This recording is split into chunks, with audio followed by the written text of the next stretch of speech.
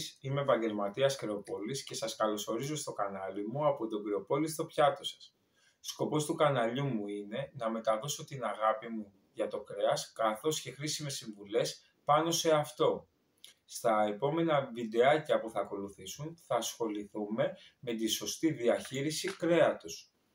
Τι εννοούμε όμως σωστή διαχείριση κρέατος?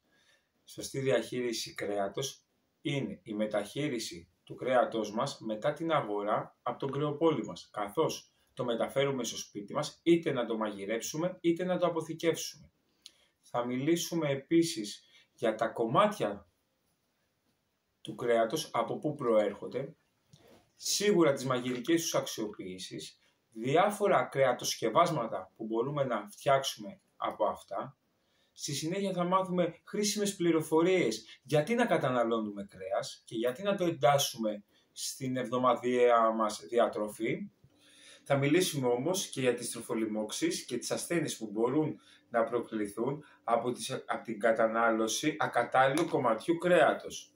Αν βρήκες ενδιαφέρον το βιντεάκι μου, κάνε like και εγγραφή στο κανάλι μου και πάτα το καμπανάκι για να μένεις πάντα συντονισμένος στο κανάλι μου.